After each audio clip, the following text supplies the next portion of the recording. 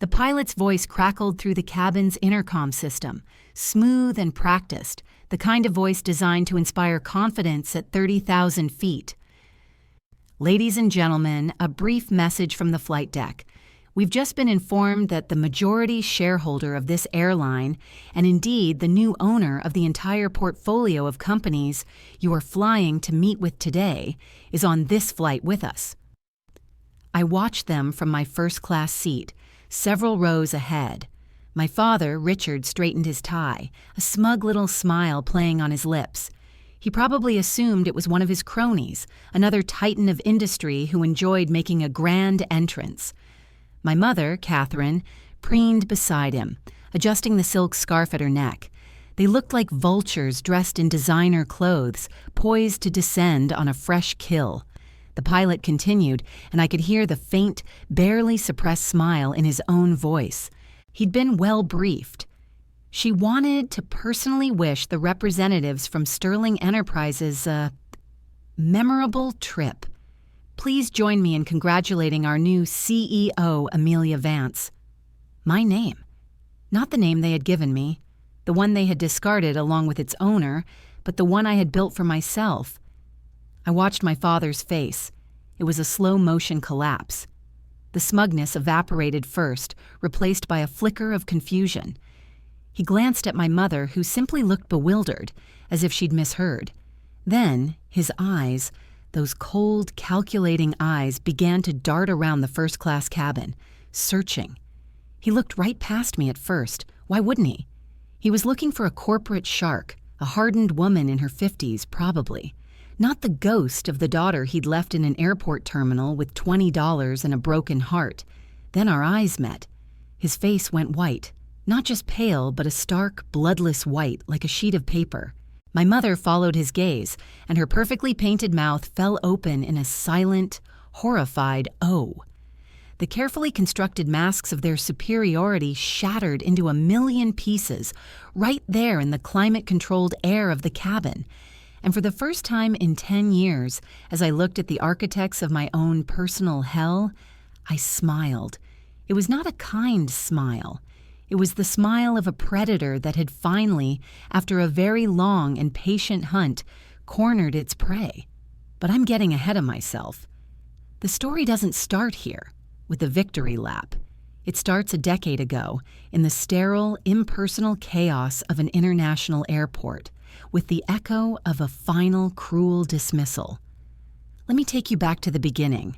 I exist now in this moment on a private jet that I own, flying away from the wreckage I just created. The leather of the seat is cool against my skin. The champagne in my glass is perfectly chilled. It's quiet. The only sound the gentle hum of the engines carrying me toward my new life. A letter sits on the polished table beside me. It's from my lawyers, confirming the final transfer of assets. That's what made me think back on it all. The sheer, beautiful, brutal totality of it. To understand how we got here, you have to understand my family, or rather, the entity that called itself my family. My father, Richard Sterling, was a man built of ambition and ice. He didn't have relationships, he had assets. He didn't have a family, he had a portfolio of heirs and connections. His business, Sterling Enterprises, was his only true child. Everything and everyone was secondary to its growth and prestige. My mother, Catherine, was his perfect accessory. She was beautiful, socially ruthless, and entirely hollow. Her primary function was to maintain the flawless facade of the Sterling family. She managed the guest lists, the charity galas, and the public perception. Her love was as conditional as a bank loan, granted only upon satisfactory performance. And then there was my brother, Thomas. 2 years my senior, Thomas was the crown prince. He was a carbon copy of my father in ambition, but lacked the intellect to back it up. He was arrogant, lazy, and cruel in the way that only a boy who has never been told no can be. He was the heir, the golden child, the one for whom every path was smoothed and every obstacle removed. I, on the other hand, was Amelia. The spare, the quiet one, the disappointment. I wasn't as socially graceful as my mother. Not as ruthless as my father, and certainly not the male heir my brother was. I was an observer, a reader, a girl who preferred the company of books to the vacuous chatter of my parents' social circle. This made me, in their eyes, a liability, a strange, unmarketable product. My childhood was a performance. We lived in a sprawling mansion that felt more like a museum than a home. Every piece of furniture was an antique, every painting a masterpiece, and every surface was polished to a mirror shine. It was a house designed to be looked at, not lived in. You didn't dare leave a glass on a table without a coaster. You didn't run in the halls. You didn't make a mess. Family dinners were like board meetings. My father would grill Thomas and me on our studies, our social activities, our strategic value. Did we make the right connections at school? Were we excelling in pursuits that would look good on an application or in a society column? It was never about our happiness, only our utility. Thomas thrived under this pressure, or at least he pretended to. He would boast about his athletic achievements and the important friends he was making. I would usually mumble something about my grades, which were always perfect, but my father would just grunt.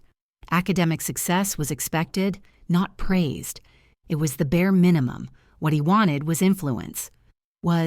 I spent most of my time in the library, a vast 2-story room filled with books my parents had bought by the yard for decoration.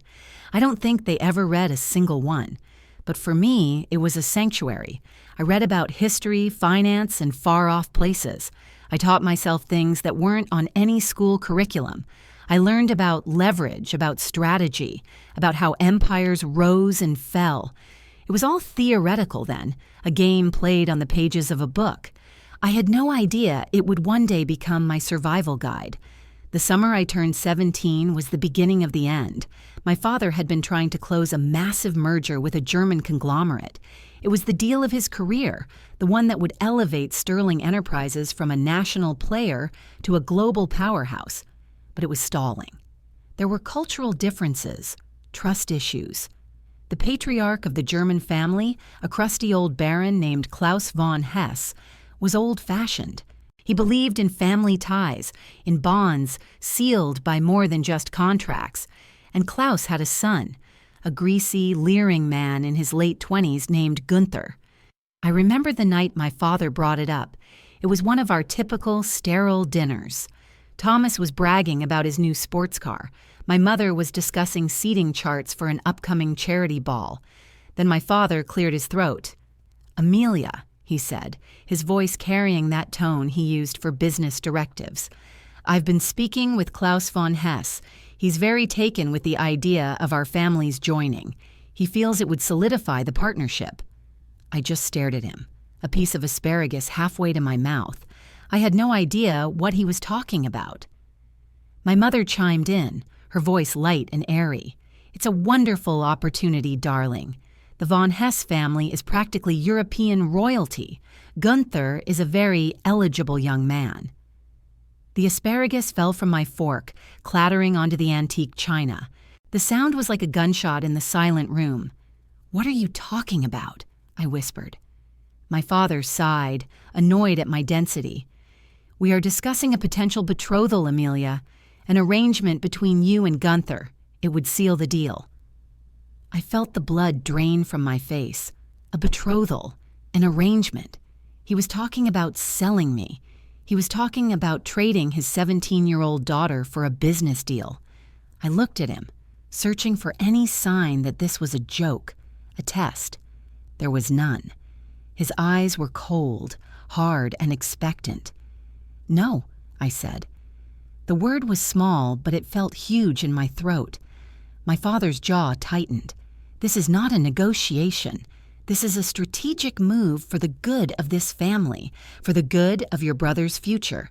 You will do what is required of you."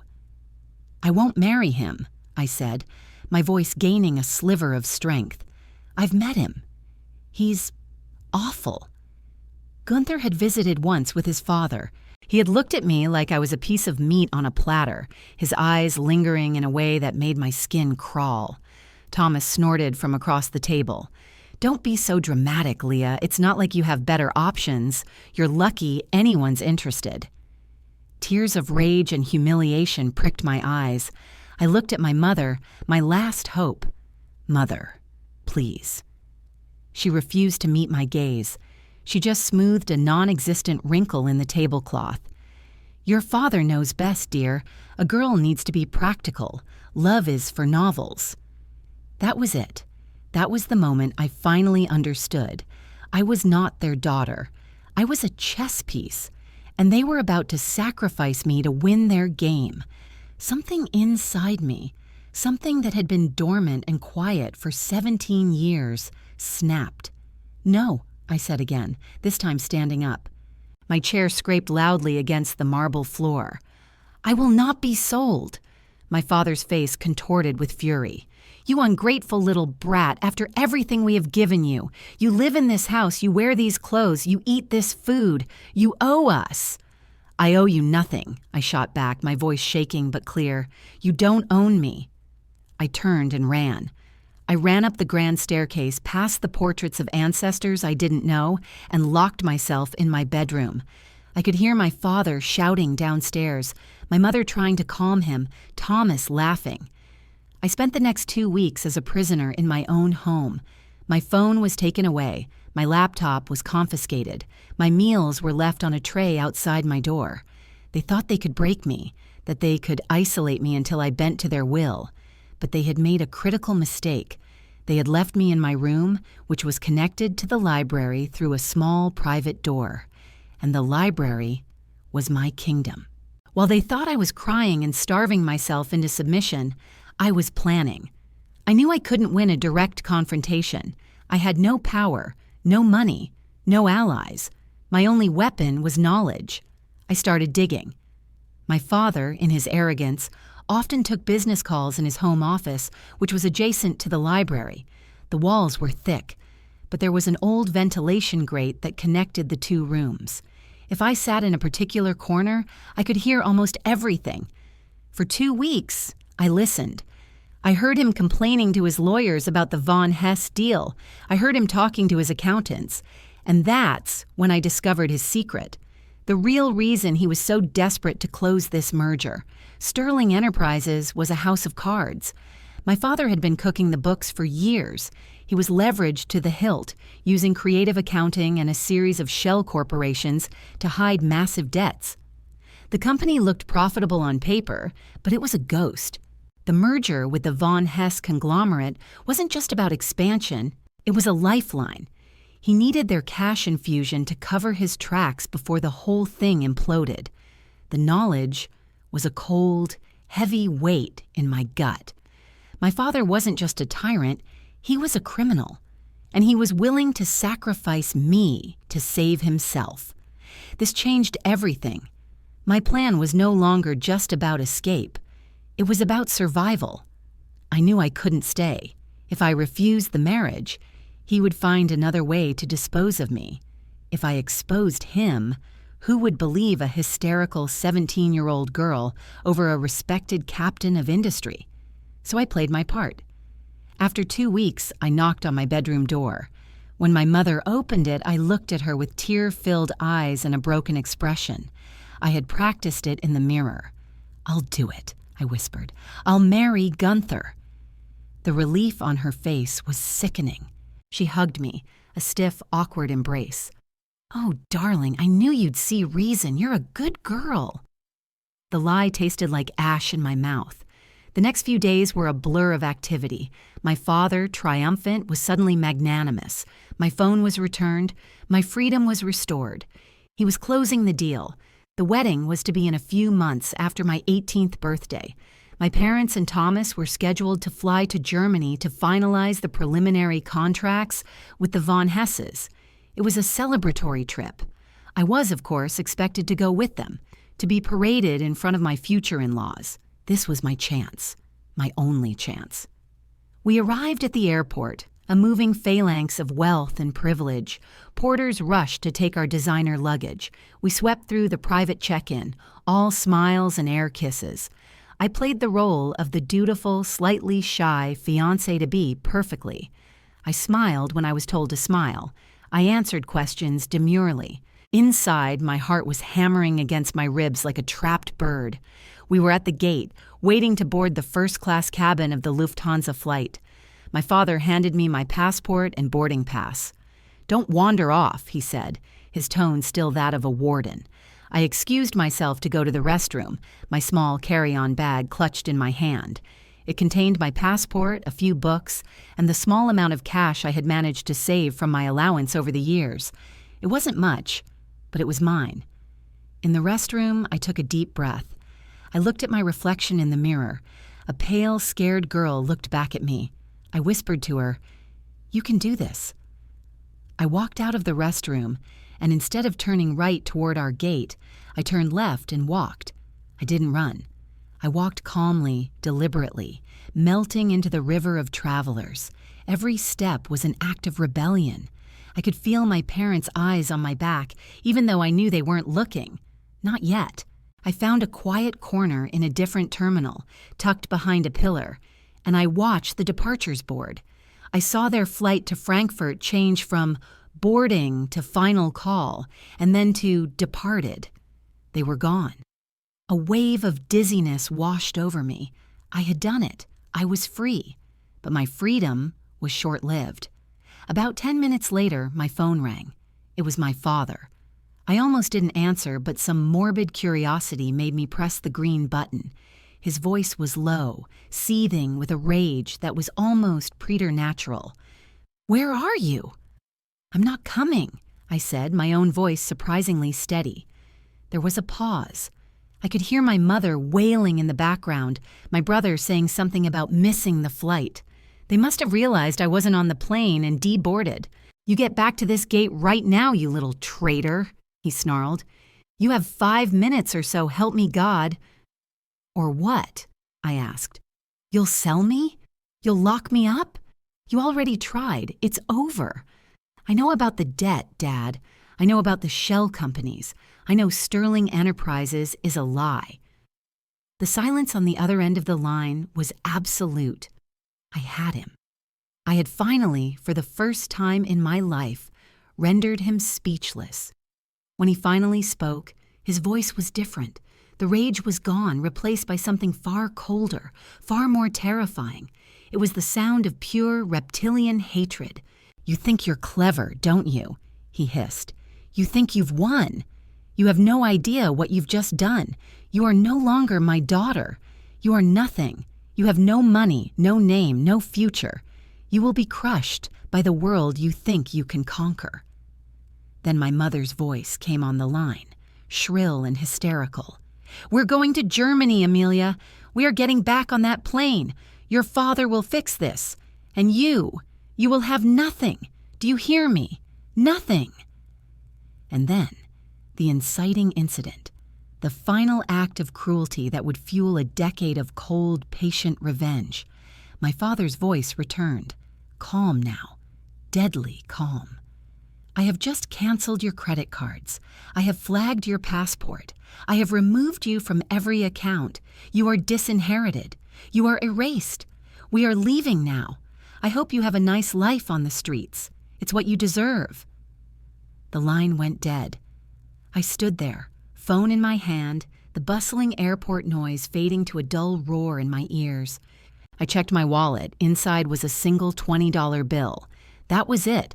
That was the severance package for 17 years of my life. They had rebooked their flight. They had left me. They had actually, literally, abandoned their child in the middle of an airport with $20 and walked away. The shock was a physical blow. I stumbled over to a hard plastic chair and sank into it. I was 17 years old, completely alone, with no home, no family, and the net worth of a cheap lunch. The weight of my father's words pressed down on me. "You will be crushed." For a few minutes I let the despair wash over me. He was right. What could I possibly do? I was a minor with no resources. I was a ghost. But then, the despair began to recede, replaced by something else. A slow, burning ember of rage. They thought they had crushed me. They thought they had won. They had underestimated me my entire life, and they were underestimating me now. They thought they were leaving me to die. They had no idea they were giving me the one thing I needed most, a reason to live. Revenge. I sat there for a long time, the $20 bill clutched in my fist.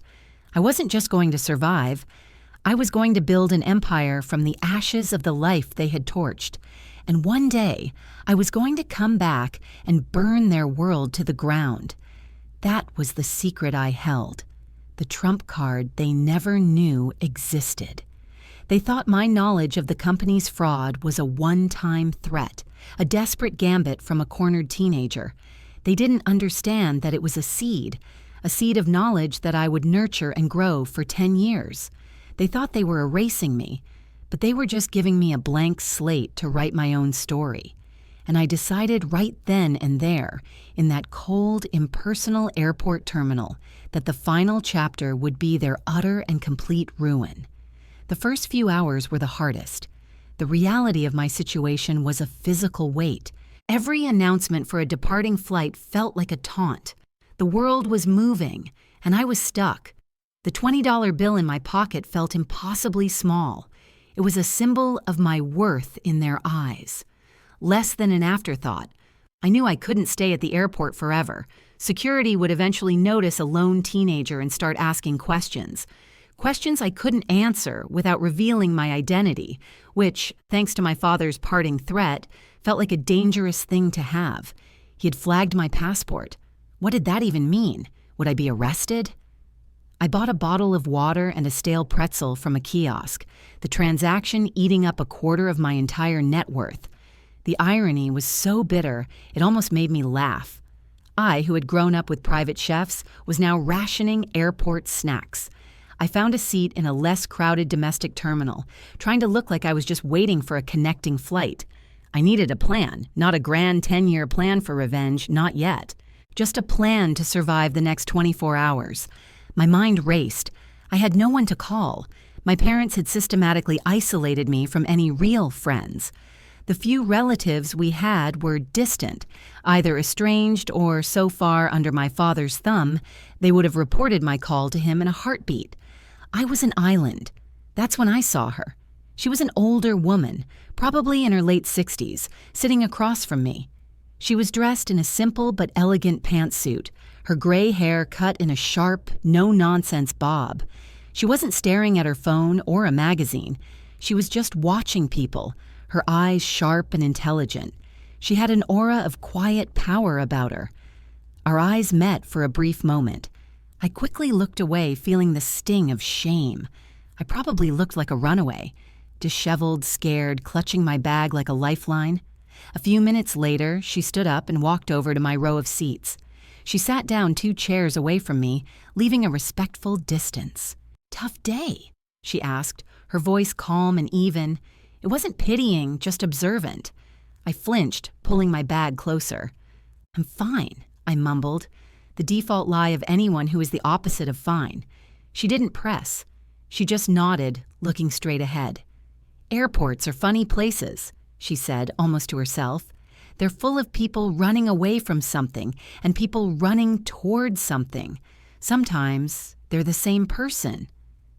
Something about her demeanor made me feel, for the first time that day, a tiny sliver of safety. She wasn't a threat. "My flight was to Frankfurt," I heard myself say. The words just tumbled out. "My family went without me." I didn't say they abandoned me. I let her fill in the blanks. She turned to look at me then, her gaze direct but not unkind. "Frankfurt, huh? Business or pleasure?" "They called it business," I said, a bitter edge to my voice. "It was more of a transaction." The woman, this stranger, simply nodded as if I had just said the most normal thing in the world. "I've seen a few of those in my time." She extended a hand. "My name is Eleanor Vance." I hesitated for a second, then shook her hand. Her grip was firm. "Amelia," I said, purposefully omitting my last name. "Well, Amelia," Eleanor said, settling back in her chair, "you have a choice to make. You can sit here until your money runs out and security escorts you to a social worker who will try to send you back to the family that left you behind. Or you can decide what you're running toward. Her directness was jarring. It was so different from the veiled threats and passive aggression I was used to. "I don't have anywhere to run to," I whispered, the confession feeling like a surrender. "Nonsense," she said sharply, but not cruelly. "Everyone has somewhere to run to. The problem is that most people wait for a map. The smart ones draw their own." She looked me up and down, a shrewd, appraising look. "You don't look like the type who waits for a map." I don't know what she saw in me. Maybe it was the defiance in my eyes, the last flickering ember of my rage. But in that moment, a stranger in an airport saw more in me than my own parents had in 17 years. "What do you want, Amelia?" she asked, her voice dropping to a more serious tone. The question hung in the air between us. What did I want? The answer came out, raw and honest. "I want them to regret it," I said. "I want them to know they made a mistake. I want to take everything from them." A slow smile spread across Eleanor's face. It was a smile I would come to know well. It was the smile of a fellow predator recognizing its own kind. "Good," she said. "That's a destination. Revenge is a powerful motivator. It'll get you through the cold nights." She reached into her stylish leather briefcase and pulled out a pen and a business card. She wrote something on the back of the card and handed it to me. "Here's what you're going to do," she said, her voice shifting into a command mode that I imagined had launched companies and terrified boardrooms. "You're going to take a bus out of this city, go somewhere anonymous, somewhere big enough to get lost in. That address on the card is a youth shelter. It's clean, it's safe, and they don't ask too many questions. The woman who runs it, Maria, owes me a favor. Tell her Eleanor sent you." She then pulled out her wallet and took out a thick stack of $100 bills. She counted out 10 of them and held them out to me. "This is not a gift," she said, her eyes locking onto mine. "This is a seed investment. I expect a return. Not to me, but to yourself. You will use this to get a new ID as soon as you turn 18. You will get a job, you will finish your education, and you will learn everything you can about the world that tried to chew you up. You will call the number on the front of that card once a month to report your progress." I stared at the money, then at her, speechless. $1,000. It was more money than I had ever held in my life that was truly mine. "Why?" I managed to ask. "Why are you doing this?" Eleanor looked away, a flicker of something sad in her eyes. "Let's just say I was once a girl in a difficult situation and a kind stranger gave me a ladder instead of a lecture. I'm just paying it forward." She stood up, her briefcase in hand. "The world is full of cruel, arrogant men like your father, Amelia. I can spot them a mile away. Your choices are to be their victim or to become their boss. It seems to me you've already made your choice." And with that, she turned and walked away, disappearing into the crowd as quickly as she had appeared. I looked down at the card in my hand. It read, "Eleanor Vance, CEO, retired, Vance Capital." The address on the back was in a city 3 states away. I sat there for another minute, the $1,000 feeling warm in my hand. Eleanor hadn't just given me money. She had given me a plan, a destination. She had given me a future. She had taken my vague, childish desire for revenge and forged it into a strategic objective. This was the real beginning, the conscious decision not to just survive, but to claw my way to the top. I wouldn't just get even. I would get ahead. So far ahead that my family would become a tiny, insignificant speck in my rearview mirror. I bought a bus ticket. It was a long, overnight ride. I sat by the window, watching the city lights give way to the dark, empty highways of America. I didn't sleep. I spent the entire ride thinking, planning. My father's weakness was his arrogance. He believed he had destroyed me. He would never, ever look for me. He would assume I was gone, consumed by the world he'd thrown me into. This was my greatest asset, my invisibility, My knowledge of his financial crimes was my secret weapon. As a 17-year-old, it was just a jumble of overheard phrases and concepts. But I would learn. I would go to school. I would study finance, business law, and accounting. I would learn the language of his world, and I would use it to dismantle him, piece by piece. The decision was made. I would not confront him, not for a long, long time. A quick, emotional confrontation would be unsatisfying and ineffective. He would dismiss me, use his power and influence to crush me again. No, this had to be a long game, a game of patience, of meticulous preparation. I would spend the next decade building my own fortress, sharpening my own sword, all while he sat on his cardboard throne, completely oblivious. When the bus pulled into the sprawling, anonymous city on the other side of the country, I was no longer the scared girl from the airport. I was Amelia Vance. The name felt right, a tribute to the woman who had given me a chance. It was a new name for a new life, a life dedicated to a single long-term project, the complete and utter annihilation of Sterling Enterprises and the man who built it. The first few years were a grind, a relentless, soul-crushing, character-building grind. The youth shelter was exactly as Eleanor had described, safe, clean, and anonymous. Maria, the woman who ran it, was tough, but fair. When I mentioned Eleanor's name, her expression softened slightly. She gave me a bed, a list of rules, and a list of job agencies. On my 18th birthday, I walked into a government building and legally changed my name to Amelia Vance. The clerk didn't even blink. It was just paperwork to her. To me, it was a baptism, a final severing of the ties to the Sterling name. I was my own creation now. I worked 2, sometimes 3 jobs. I was a waitress, a barista, a stalker at a grocery store. I saved every single penny I could. I lived in a tiny room I rented from a family, with a shared bathroom and a hot plate for a kitchen. It was a world away from the mansion I grew up in, but it was mine. The freedom was intoxicating. No one was judging me. No one was measuring my strategic value. My only obligation was to pay my rent and survive. Every month, like clockwork, I would go to a payphone and call the number on Eleanor's card. She always answered on the second ring. I would report my progress, my savings total, my job situation. She never offered praise, just curt nods I could hear through the phone. "Good. What's next?" she would ask. She was my drill sergeant, my confessor, and my board of directors all rolled into one. After a year, I had saved enough to enroll in community college. I took night classes, studying accounting and business basics. I was exhausted all the time, running on caffeine and pure spite. While my peers were partying and dating, I was in the library poring over textbooks. I was a woman possessed. The memory of my father's cold voice on the phone was a constant fuel. "You will be crushed." Every A I earned was a small act of defiance. I remembered the names of the shell corporations I had heard my father mention. I started researching them in my spare time.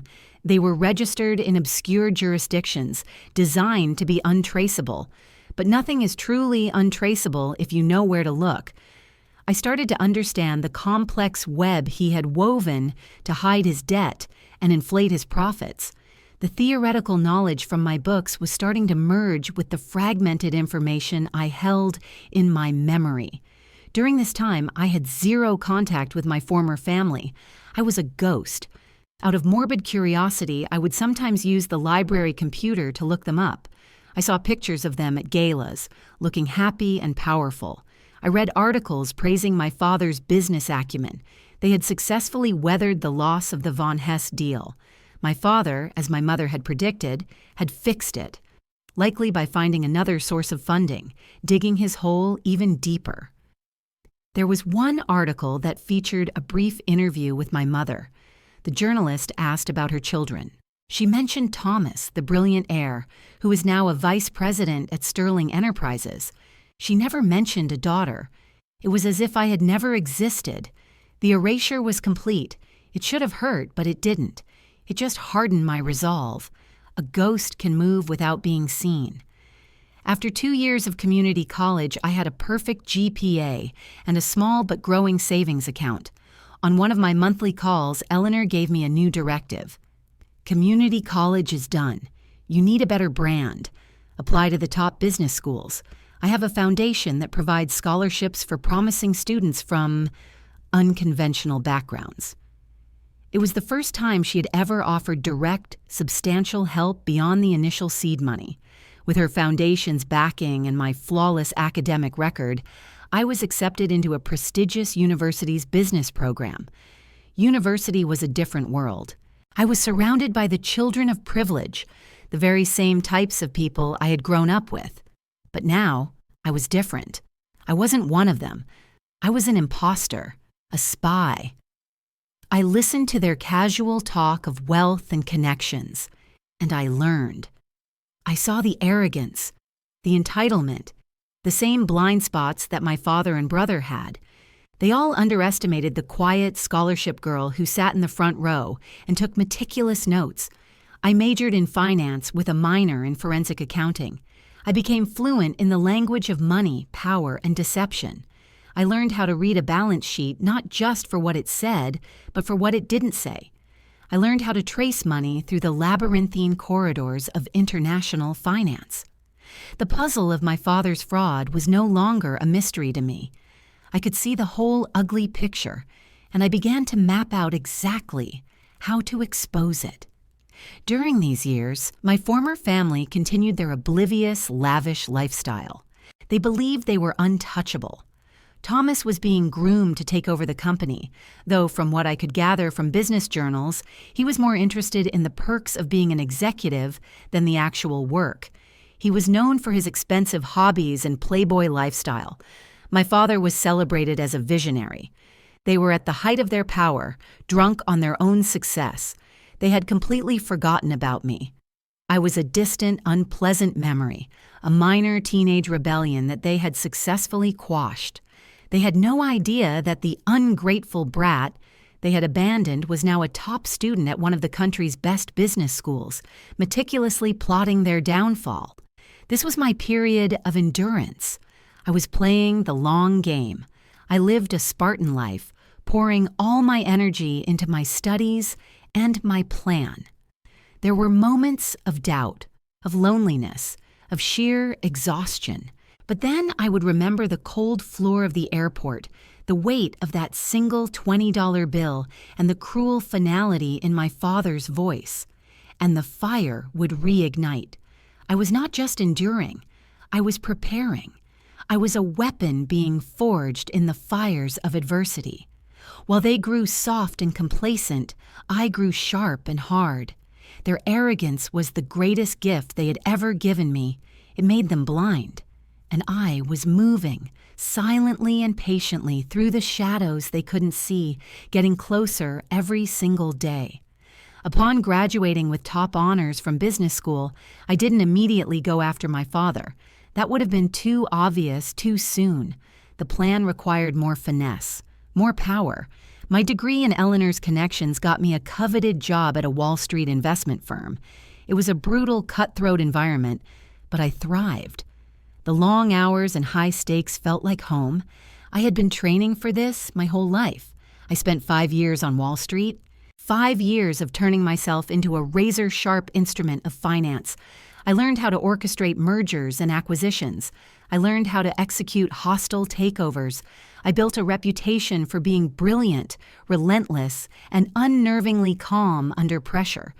They called me the Ghost because I would quietly take over a deal, leaving my competitors wondering what hit them. The irony was not lost on me. I also made money, a lot of money.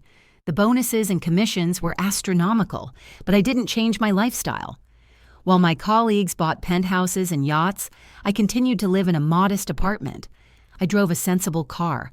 I funneled almost every dollar I made into a series of carefully managed investment accounts, growing my war chest. Power wasn't about luxury. It was about independence. It was about having enough capital to strike when the time was right. Throughout these years, I maintained my monthly calls with Eleanor. They were less about reporting my progress now and more like strategic consultations. She was my mentor, my sounding board. "Patience, Amelia," she would tell me when I grew eager. "Never strike until the victory is guaranteed. Let your enemy make the final, fatal mistake." And my father was about to make it. From my position in the financial world, I had a front-row seat to the inner workings of Sterling Enterprises. I could access analyst reports, market data, and industry gossip. I saw what the public couldn't see. My father had managed to keep the company afloat, but it was a constant struggle. He was always juggling debts, always seeking new infusions of cash. He had become addicted to leverage. His latest grand venture was a massive expansion into the commercial aviation sector, not building planes but providing the complex financial services that airlines relied on: leasing, maintenance contracts, and fleet management. It was a high-risk, high-reward move. To fund it, he had taken on an unprecedented amount of debt, betting the entire company on its success. His key partner in this venture was a smaller, publicly traded airline called Apex Air. Sterling Enterprises was financing Apex's fleet upgrade, and the success of both companies was now inextricably linked. This was the mistake Eleanor and I had been waiting for. He had overextended himself. He had tied his fate to a single, vulnerable partner. Apex Air was my target. Using my anonymity and the capital I had amassed, I began to secretly acquire shares in Apex Air. I used a variety of shell corporations and third-party brokers, the very same tactics my father had taught me through his own crimes. I was a ghost in the market, slowly, silently buying up a controlling interest. It took almost 2 years. 2 years of patient, meticulous buying. No one on the board of Apex Air knew that a single entity was behind the purchases. They just saw increased market activity. Meanwhile, I used my position at the investment firm to gain influence. I became the go-to expert on aviation finance. I cultivated relationships with other major shareholders in Apex, with analysts who covered the stock, with journalists who covered the industry. I was laying the groundwork, positioning my pieces on the board. The final phase of the plan began 3 months before the climax. I resigned from my Wall Street job, cashing out my final massive bonus. I now had enough capital and enough shares to make my move. I established my own private equity firm. I called it Vance Capital in honor of Eleanor. It had one purpose: to execute the hostile takeover of Apex Air, and by extension to gain leverage over Sterling Enterprises. My father, in his monumental arrogance, saw the market activity around Apex Air not as a threat, but as an opportunity. The rising stock price made his investment look even more brilliant on paper. He and Thomas were crowing to the financial press about their Midas touch. They were planning a big trip, a meeting with the board of Apex Air and their other investors, to finalize the next stage of their glorious expansion. They were flying on an Apex Air flight, a symbolic gesture of their partnership. It was all so perfectly poetic. The week before their flight, I made my final move. Through Vance Capital, I launched a tender offer for all remaining shares of Apex Air at a premium price. The shareholders, many of whom I had already cultivated relationships with, jumped at the chance. The board, faced with an offer they couldn't refuse and a majority shareholder they couldn't fight, capitulated. In the space of 48 hours, I went from a secret investor to the undisputed owner of Apex Air. But I did it all through lawyers and official filings. My name, Amelia Vance, was on the documents, but it meant nothing to them. It was just a name. They had no idea who was behind it. The final piece of the puzzle was the meeting. My father and brother were flying to what they thought was a victory celebration, a meeting with the Apex board to cement their partnership. They had no idea that I had already called an emergency meeting of my new board. The agenda: to review and terminate all unfavorable third-party financial agreements, specifically the one with Sterling Enterprises. My instructions to the board were simple. The agreement with Sterling Enterprises was based on fraudulent financial disclosures from their end. I provided them with a preliminary file of the evidence I had gathered over the years, just enough to prove that Sterling's valuation was a fantasy and their debt was a ticking time bomb. Terminating the contract was not just a business decision, it was a fiduciary duty to protect the new ownership. The meeting was scheduled for the exact time their flight was due to land. They would walk off the plane and into their own execution. I decided at the last minute to be on that same flight. I booked the best suite in first class a few rows behind them. I wanted to see their faces. I wanted to be there in the same space when their world came crashing down. I also had one final personal touch to add. I contacted the new head of operations for Apex Air, a man who now worked for me. I gave him a very specific instruction for a public announcement to be made by the pilot during the flight. It was a petty, theatrical flourish, but after 10 years of patient, silent work, I felt I had earned it. So there I was, sitting in my comfortable seat, sipping champagne, watching them. They were laughing, clinking their glasses together, toasting their own brilliance. They looked so confident, so pleased with themselves. They were at the absolute peak of their hubris, just moments before the fall. They had no idea that the ghost they had created a decade ago was sitting right behind them, holding the detonator. The show was about to begin. The pilot's announcement of my name and new title echoed in the cabin. The silence that followed was more profound than any noise. It was a vacuum, sucking all the air and arrogance out of the space my father and brother occupied. My brother, Thomas, was the first to break. His face, usually a mask of smug entitlement, crumpled into confusion. Amelia Vance. Who the hell is Amelia Vance? He muttered, loud enough for the rows around them to hear. He looked at my father for an answer, for the reassurance that this was just some bizarre mistake. But my father wasn't looking at him. He was looking at me. His face was a canvas of dawning horror. The name Vance might not have registered, but the name Amelia combined with the sight of me, the daughter he had thrown away, was a 1-2 punch that seemed to have knocked the wind out of him. I just held his gaze, my expression perfectly neutral, and gave a small, almost imperceptible nod. A confirmation. Yes, it's me. Yes, this is happening. The flight attendant, who had also been well briefed, chose that exact moment to walk down the aisle. She stopped at my seat. "Mr. Sterling," she said, her voice crisp and professional, but with an unmistakable edge of steel. Her eyes were on my father, but she was addressing the entire cabin. "We seem to have made an error with your seating." My father tore his eyes away from me, his composure fracturing. "What are you talking about? We're in our assigned seats." "Yes," she replied smoothly, "but our new CEO, Miss Vance, has a policy against doing business with individuals under federal investigation for financial fraud. Her legal team just forwarded us the preliminary file. It seems your company, Sterling Enterprises, is not quite what it appears to be." Gasps rippled through the first-class cabin. Businessmen who knew my father looked over, their expressions shifting from camaraderie to suspicion. "This is outrageous!" my father sputtered, his face now turning a blotchy red. "This is slander. I'll have your job. I'll buy this whole pathetic airline and—" He trailed off, the realization hitting him with the force of a physical blow. He couldn't buy this airline. I already owned it. "Furthermore," the flight attendant continued, relentless, "Miss Vance has instructed me to inform you that your meeting with the Apex board has been canceled.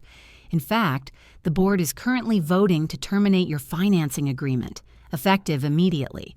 They're also voting to file a civil suit against Sterling Enterprises for fraudulent misrepresentation." Thomas finally understood. "Dad, what is she talking about? A lawsuit?" His voice was thin, reedy, stripped of all its usual bravado. My father ignored him.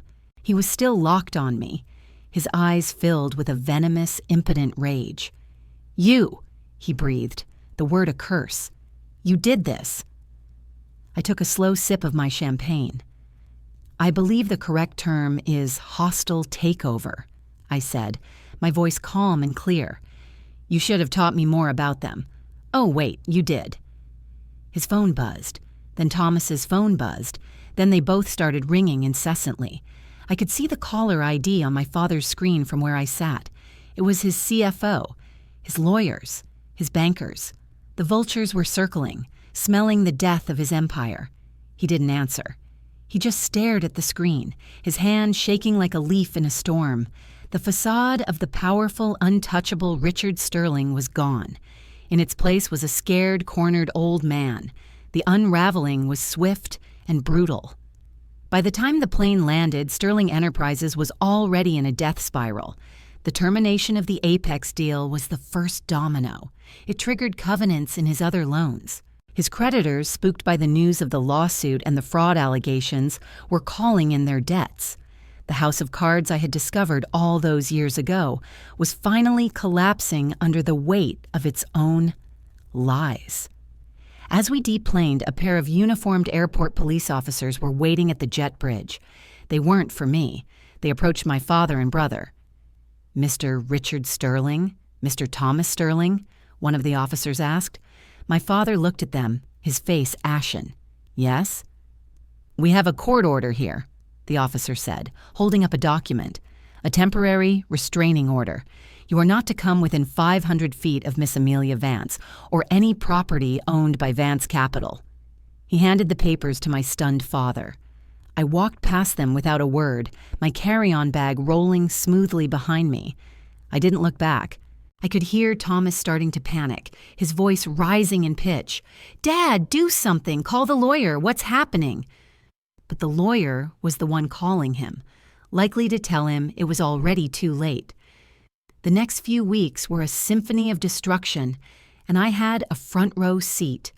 My legal team, armed with a decade's worth of meticulously gathered evidence, moved with surgical precision. The civil suit I filed was the least of their worries.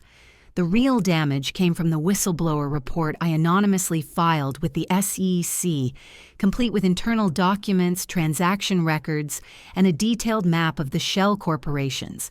The federal investigation was swift. They froze all of Sterling Enterprises' assets, and my father's and brother's personal assets along with them.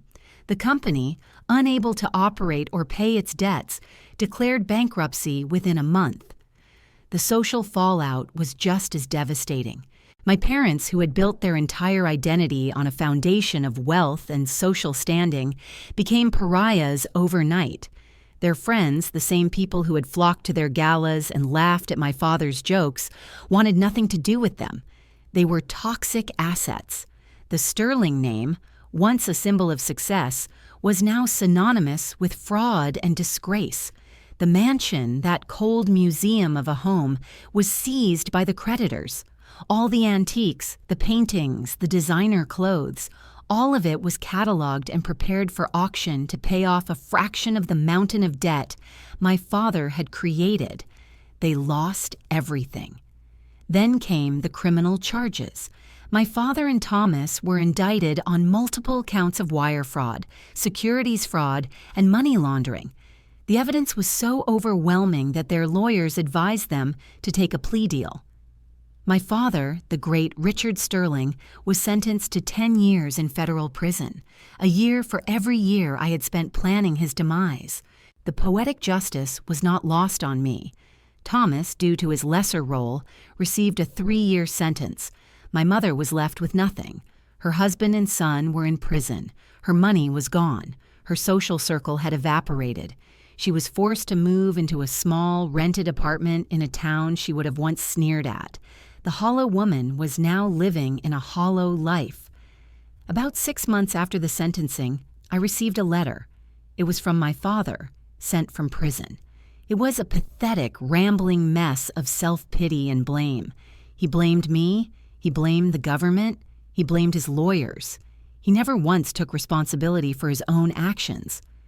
But the last paragraph was what struck me. He tried to appeal to a sense of family that he himself had destroyed. "You are still my daughter, Amelia. Blood is thicker than water. I made a mistake, but you have made your point. It is time to forgive and forget. You have all the money now. You can help us. You can help your mother."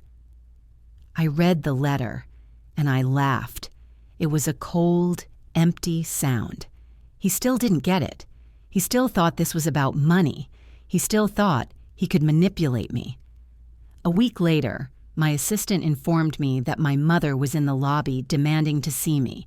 I had given explicit instructions that she was never to be allowed up, but today I decided to make an exception. I had something to say. I had her escorted to a small, sterile meeting room, not my actual office. I watched her on the security camera as she waited. She looked smaller, diminished. The designer clothes were gone, replaced by a cheap-looking pantsuit that hung loosely on her frame. The fire was gone from her eyes, replaced by a desperate, grasping hope. I let her wait for 20 minutes. When I finally walked in, she stood up, a watery, pleading smile on her face.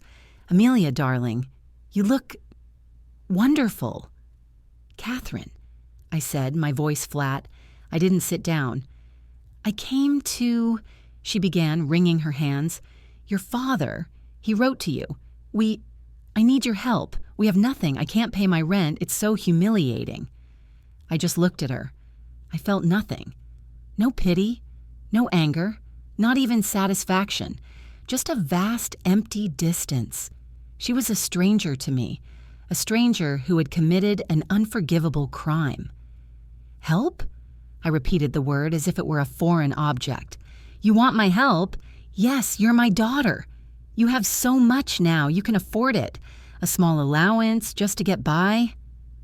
I let the silence stretch out, enjoying the way she squirmed under its weight. "Let me tell you what I can do," I said finally, my voice dropping to a low, conversational tone. "I can send you a $20 bill, once a month, just enough for a bottle of water and a stale pretzel. It seems a fitting allowance, don't you think?" The color drained from her face. She finally understood. This wasn't a negotiation. This was a verdict. You monster," she whispered, her voice trembling. "No," I said, leaning forward slightly. "I am what you made me. You and him. You planted a seed of rage and betrayal in a 17-year-old girl, and you abandoned it in the wilderness expecting it to die. But you were wrong. It didn't die. It grew. It learned.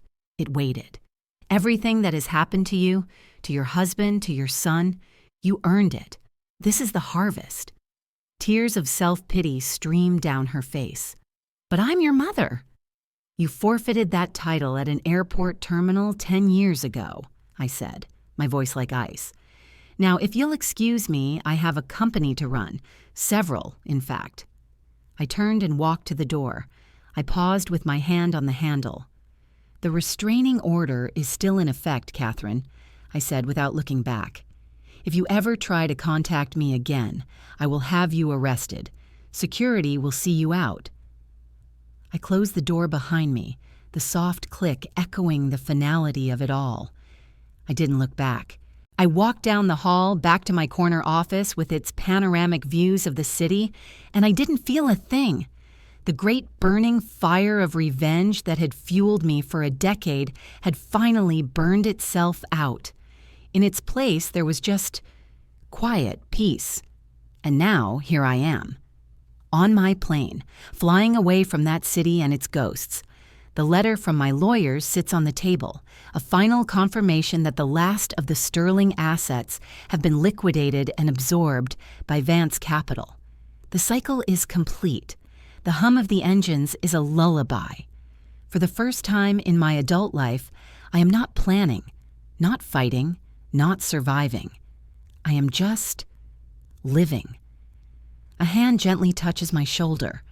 I look up into the kind, warm eyes of Michael, the man I have been seeing for the past year. He's an architect, a creator of beautiful things. He knows my story, all of it. He never judged, never pitied. He just listened. "You okay?" he asks, his voice full of a genuine concern I'm still not quite used to. I smile, a real smile this time, warm and genuine. "I'm perfect," I say, and I mean it. He sits down across from me, his presence a comforting anchor. "So, what's next for the fearsome corporate titan Amelia Vance?" he teases gently. I look out the window at the endless blue sky. I was thinking of taking a vacation, I say. A long one. Maybe we can build a house somewhere quiet, something with a lot of windows and no ghosts. He reaches across the table and takes my hand. His is warm and strong. I'd like that, he says. I think back to Eleanor Vance, the woman who started it all. She passed away 2 years ago, peacefully in her sleep. She left me a letter. It was short and to the point, just like her. It said, "Amelia, I knew you could do it. My investment paid off. Now go and live a life worthy of the fight it took to win it. And remember, the best revenge isn't just winning, it's being happy." She was right. The victory is sweet, yes. The justice is satisfying. But the peace, the freedom, that is everything. My father was wrong. He didn't crush me. He forged me. And my mother was wrong. Love isn't just for novels. You just have to be strong enough to find the real thing. Looking at Michael, at the endless sky, at the legal document that signifies the end of an era, I finally feel it. Not the fire of revenge, but the quiet, steady warmth of a life that is entirely, irrevocably my own. And it is beautiful. The pilot's voice comes on again, this time with a simple message.